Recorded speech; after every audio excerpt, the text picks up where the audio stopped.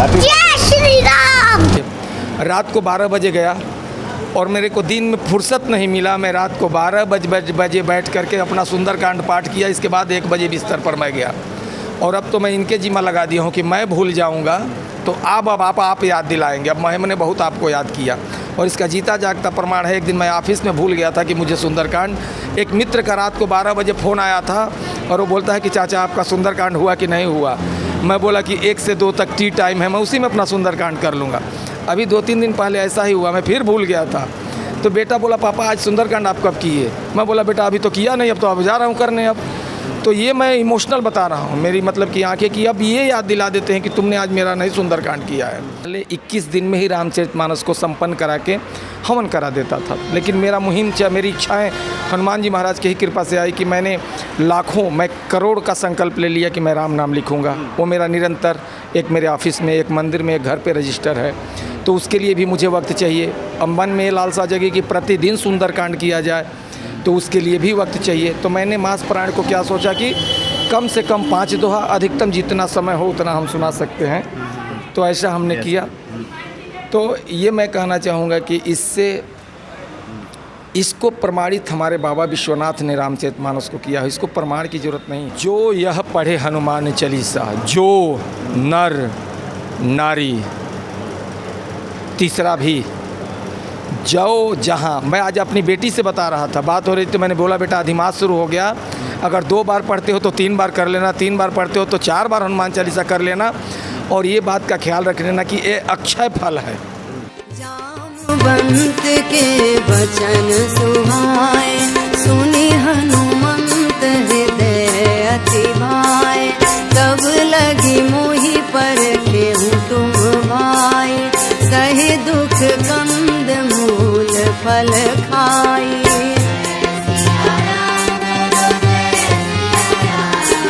जब लगी आवो सीतहि देखी, होई काजु मोहि हरस बिसेखी, यह कही नाई सबनि कहूँ माता, चले हरसी धरि रघुनाथा, सिंधु तीर एक भूधर सुंदर, कौतुक कूदि चढ़े ताऊ पर।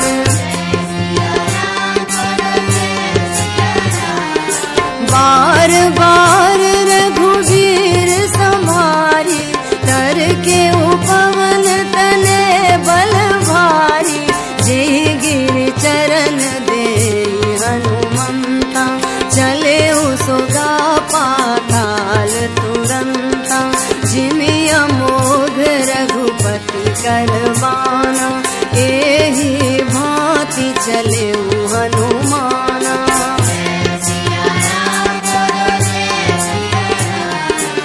जय सिया राम। जय जय श्री राम। सब सुख लहे तुम्हारी सरना, तुम रक्षक काहू को डरना। हनुमान जी यहाँ साक्षात विराजमान हैं और हनुमान जी के एक भक्त से मंदिर में भेंट हुई है। स्वागत है आपका। जय जय श्री राम। क्या शुभ नाम है आपका? सतीश कुमार पांडे। आप तो बड़े भक्तिभाव से अभी रामचरितमानस का पाठ कर रहे थे, तो ये बताएं कि हनुमान जी कृपा से भक्तों के जीवन में सब संभव हो जाता है? इसमें कोई संदेह नहीं कि भगवान की कृपा, हनुमान जी महाराज की कृपा के बगैर कुछ नहीं हो सकता। जैसा कि आपने रामचरितमानस में देखा, तो मैं बता देना चाहता हूँ कि ये मेरा मास पारायण का 15वां मास पारायण चल रहा है। मास पारायण का मतलब कि प्रतिदिन हम आकर के हनुमान जी महाराज को कम से कम 5 दोहा सुनाते हैं। ये मेरा, जबकि मैं टाटा एम्प्लॉय हूँ, टाटा में मैं जॉब करता हूँ, इसके बावजूद मेरा इनके प्रति आस्था है और इनकी कृपा से ही, माँ सरस्वती की कृपा से ही हम रामचरितमानस की तरफ लगाव है जो है, और जो है हम निरंतर इनको सुनाते हैं। और ये होता है कि आज से अधिमास शुरू हो रहा है, तो मेरा है कि मैं प्रतिदिन सुंदरकांड करता हूँ प्रभु के लिए, जगत कल्याण के लिए। अपने लिए कुछ लालसा नहीं है, बस ये हो कि शांति बनी रहे, सबका सुख चैन बना रहे। और ये संजोग ही है कि आप मुझे मिले। ये हो सकता है कि हम लोगों का पूर्व जन्मों का रिश्ता हो, इसमें मेरा टूट विश्वास है। इस जगत में, इस ब्रह्मांड में बहुत लोग हैं, लेकिन हम कुछ ही लोग क्यों मिलते हैं? अगर इससे पहले हो सकता मैं आके सुना करके चला गया होता, लेकिन प्रभु ने एक संजोग बनाया कि आपसे हमारा गुफ्तगू हुआ, हमसे आपसे बातें हुई। यानी सब संयोग से जुड़ा है। बिल्कुल, इसमें कोई दौर नहीं। आपने बड़ी अच्छी बातें की मास पारायण के बारे में, रामचरितमानस का। हम चाहते हैं कि जो भक्त करना चाहते हैं उसकी क्या विधि होती है, किस प्रकार से करते हैं और किन फलों की प्राप्ति होती है, ये भी आप बता दें। देखिए, मैं बताना चाहूँगा कि जैसा कि आपने बताया था कि कपिल भारद्वाज जी से आपने साक्षात्कार किया था, तो उनकी इच्छा है कि पंडित जी आप जो है मास पारायण शुरू किए, तो मैं पहले 21 दिन में ही रामचरितमानस को संपन्न करा के हवन करा देता था। लेकिन मेरा मुहिम मेरी इच्छाएं हनुमान जी महाराज की ही कृपा से आई कि मैंने लाखों, मैं करोड़ का संकल्प ले लिया कि मैं राम नाम लिखूँगा। वो मेरा निरंतर, एक मेरे ऑफिस में, एक मंदिर में, एक घर पे रजिस्टर है, तो उसके लिए भी मुझे वक्त चाहिए। अब मन में लालसा जगी कि प्रतिदिन सुंदरकांड किया जाए, तो उसके लिए भी वक्त चाहिए। तो मैंने मास पारायण को क्या सोचा कि कम से कम 5 दोहा, अधिकतम जितना समय हो उतना हम सुना सकते हैं, तो ऐसा हमने किया। तो ये मैं कहना चाहूँगा कि इसको प्रमाणित हमारे बाबा विश्वनाथ ने रामचरितमानस को किया है। इसको प्रमाण की ज़रूरत नहीं है। एक एक चौपाइयों पर ज़िंदगी बीत जाएगी, उम्र बीत जाएगी, हम उसकी व्याख्या नहीं कर पाएंगे। और कहने का मतलब कि जगत में अर्थ पा लेना, सब कुछ पा लेना, क्या संतुष्टि का वो पर्याय नहीं है। मैं यही कहना चाहूँगा कि इसमें इतनी शांति है, मैं बता नहीं सकता। और इस पावन जगह पर तो इसके सबके साक्षी हैं भगवान, और को साक्षी की क्या ज़रूरत है। ये तो बड़े सुंदर आपके भाव है कि आपने 1 करोड़ राम नाम का संकल्प लिया है। बिल्कुल चल रहा है। और इसलिए आपने एक रजिस्टर अपने कार्यालय में और एक घर पे रखा है। एक घर पे, एक हनुमान जी के मंदिर में। अच्छा, यहाँ एक निरंतर मेरे साथ होता है। और उसके अलावा ये तो है ही, मुझे नित्य 11 हनुमान चालीसा पाठ ये भी सुनाना होता है हनुमान जी महाराज जी को। और 1 एकादशी से 2 एकादशी के बीच में 108 अलग से हनुमान चालीसा का पाठ करना होता है। निरंतर वो कई हजारों में चल रहा है। और ये कभी भी ऐसा नहीं, ये आपका सौभाग्य रहा कि आपसे हमारी बातें हुई, अन्यथा कभी ये मैं जगत के पटल पर नहीं लाना चाह रहा था। ये मेरा अंतर भावना था कि मैं प्रभु को सुनाऊं और कुछ ऐसा करने की कि क्या संभव इस कलयुग में भी संभव है कि हम बिना शो किए हुए, बिना दिखाए हुए क्या हम सत्संग के मार्ग पर नहीं चल सकते। ये मेरा भाव है। और ये वाकई यकीनन मैं कहूँगा कि ये बड़ी सौभाग्य की बात है कि आपसे मेरी बातें हुई, अन्यथा आप आते और दूसरों लोगों से बात करके चले जा सकते थे, लेकिन प्रभु ने संयोग मिलाया कि नहीं। ये तो हनुमान जी की प्रेरणा है, जो कि आप हनुमान भक्ति चैनल पे भी हैं। चैनल का नाम ही हनुमान भक्ति है। जय हो। ये असीम कृपा। मतलब जब एक प्रसंग भी मैं सुना देता हूँ कि जब विभीषण जी के पास गए तो विभीषण जी ने कहा कि अब मोहि भा भरोसा हनुमंता, बिन हर कृपा मिला ही नहीं संता। तो मैं यही कहना चाहूँगा कि यकीनन मैं बता रहा हूँ कि जगत कुछ भी सोचे, लेकिन मैं ये दावे के साथ कह सकता हूँ, कोई मस्का लगाए बगैर, कोई हेजिटेशन, वसूलों पे जो आँच आए तो टकराना ज़रूरी है, जिंदा है तो जिंदा नज़र आना ज़रूरी है। आप सुदामा रूप में भी देख सकते हैं, परशुराम में रूप में भी देख सकते हैं। ये आप पर निर्भर करता है कि आप किस रूप में देखना चाहते हैं। लेकिन ये मैं दावे के साथ कह सकता हूँ कि आपका भाव ही मुझसे मिलवाया। इसमें कोई, मैं मंदिर में बोल रहा हूँ और ना ही आपसे इससे पहले हमारी कभी बातें हुई थी। ये संजोग रहा, प्रभु ने मिलवाया।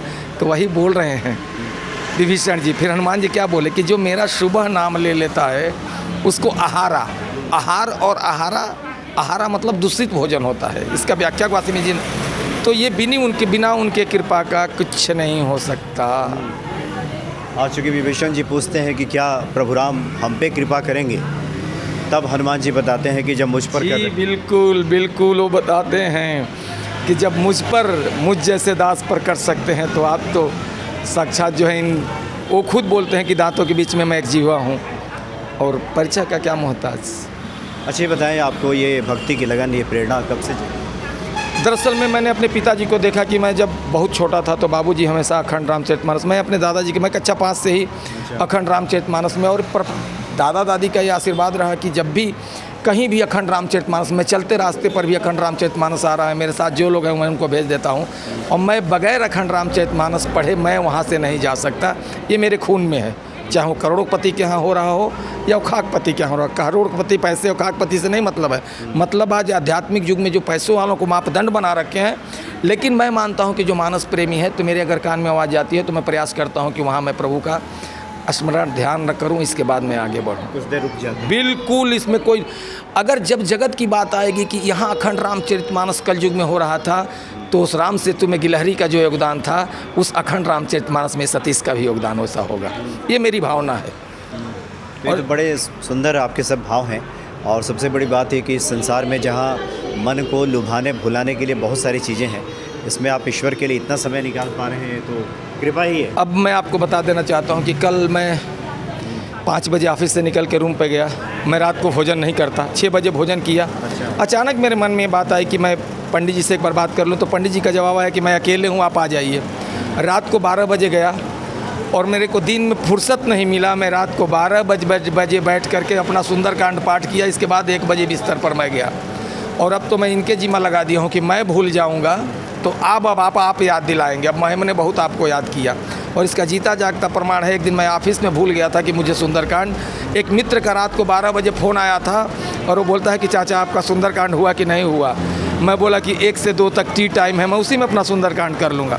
अभी 2-3 दिन पहले ऐसा ही हुआ, मैं फिर भूल गया था। तो बेटा बोला पापा आज सुंदरकांड आप कब किए? मैं बोला बेटा अभी तो किया नहीं, अब तो अब जा रहा हूँ करने। अब तो ये मैं इमोशनल बता रहा हूँ, मेरी मतलब कि आंखें कि अब ये याद दिला देते हैं कि तुमने आज मेरा नहीं सुंदरकांड किया है। और अब तो अधिमास चल रहा है तो अब तो प्रतिदिन 2 सुंदरकांड होगा। तो मैं बता नहीं सकता। ये देखिए कुछ चीज़ें महसूस की जा सकती हैं, उसको बताया नहीं जा सकता। ये एक बार कहते हैं कि आप आ करके देखिए, और मैं तो बता नहीं सकता कि आपको, मैं आपको पहले भी परिचय में बताया कि मैं प्रोफेशनल यहाँ नहीं जुड़ा हुआ है, सिर्फ इनकी भाव है। और ये मैं बता रहा हूँ कि अद्भुत है ये मंदिर, तो मैं बता नहीं सकता। ये जब इनसे जुड़ा मेरे मंदिर में आ गया कि नहीं मुझे प्रतिदिन रामचरितमानस करना चाहिए, मुझे प्रतिदिन सुंदरकांड करना चाहिए, मुझे प्रतिदिन नाम स्मरण करना चाहिए, पूछे तो मुझे प्रतिदिन हनुमान चालीसा 11 करना है, मुझे प्रतिदिन लाखों 1 करोड़, अगर हम साल में अगर 1 लाख निकले तो 10 साल की हमारी लाइफ उम्र ही में नहीं पता है। तो मैं प्रयास करता हूँ कि 3000 प्रतिदिन लिखा जाए, 2000 प्रतिदिन लिखा जाए, ताकि वो साल में हमारा 2 लाख, ताकि हम जितना करोड़ को संपन्न कर सकें। ऐसा मानना है, शास्त्र बंधित होगा कि नहीं होगा, लेकिन ये मानना है कि 3 करोड़ में हमारे हनुमान जी महाराज के इष्ट जो हमारे प्रभु श्री राम हैं वो मिल जाते हैं। तो मेरा ये लालसा है कि वो 3 करोड़ मैं कब हासिल कर लूँ। अच्छा, गोस्वामी जी लिखते हैं राम नाम मणिदीप धराऊँ, जी देहरी द्वार, तुलसी भीतर बाहिरहूँ, जो चाह से उजियार। ये बताएं कि जो संसार के लोग हैं वो तो बाहर जो बदलता है वो दिखता है, भीतर भी बदलता है। आप अपने अनुभव से बताएं कि जो लोग राम नाम का लेखन करते हैं, हनुमान जी की शरण में हैं, क्या कुछ बदलता है? मैं आपको बता देना चाहता हूँ कि एक दिन के लिए बारात जाती है। पहले जनवासा हुआ करता था माँ जानकी के समय में, अब 1 दिन का हुआ करता था। अब तो लोग गाए और खाए और चले आए। मैं ये साक्षात बता सकता हूँ कि 1 दिन की बारात में स्मोकिंग वाले उनको ढूंढ लेते हैं, भक्ति वाले भक्ति को ढूंढ लेते हैं, तो क्या हमारे प्रभु एक इष्ट वालों को नहीं मिलवा देंगे? साक्षात आप ही प्रमाणित है, मैं बता रहा हूँ। आपका बेशक चैनल होगा, लेकिन इसमें कोई दो राय नहीं कि आप में भक्ति है और आपके अंदर ये जिज्ञासा है। इसी से ही सतीश से और आपसे मुलाकात हुई है, इससे बड़ा और प्रमाण क्या बताऊँ। और बाकी प्रभु ने ऐसे ऐसे लोगों से मिलवाया, मैं बता नहीं सकता कि उनकी असीम कृपा है। जो 12-12, 14-14 साल से ज्योतिष पर काम कर रहे हैं, जो अध्ययनरत रामचरितमानस में है, तो प्रभु इन द्वारा माध्यम से मुलाकात कराते रहते हैं। मतलब समान गुण धर्म वाले एक दूसरे को ढूंढ ही लेते हैं? ढूंढ नहीं लेते, प्रभु का काम है कि वो मिलवा देते हैं। हमारा काम है नित्य उस पर काम करना, मिलवाना न मिलवाना ये प्रभु की कृपा है।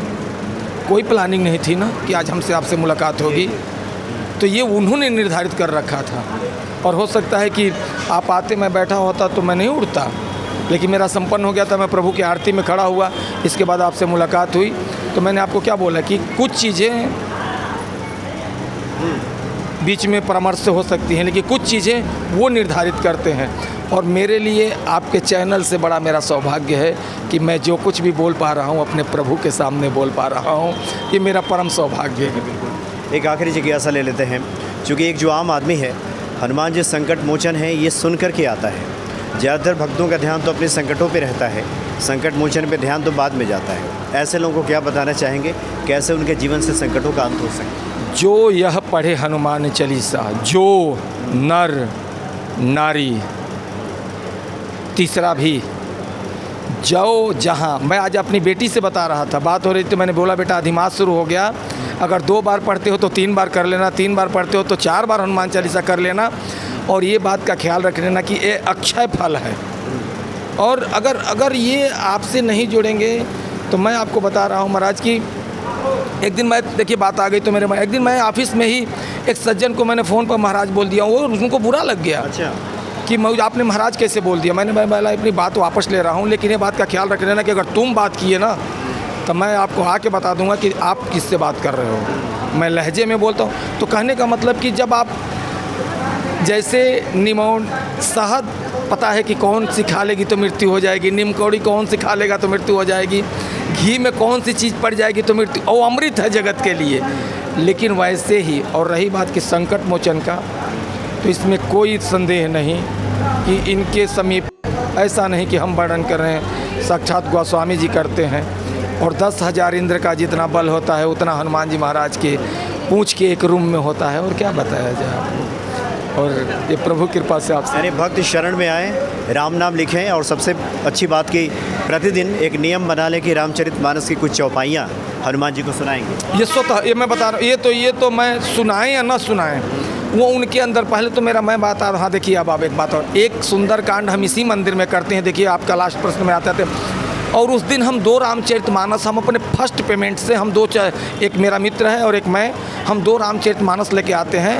और हम बाकायदा उनसे हाथ उठवा के करते हैं कि ये देखने के लिए नहीं, जिनका आस्था हो वो ले जाएं और कम से कम पढ़ें, वो कुछ पढ़ें, 1-2 पढ़ते रहें। और हम लोग भी जॉब करते हुए निरंतर जो आपको सुनाया वो हम करते हैं।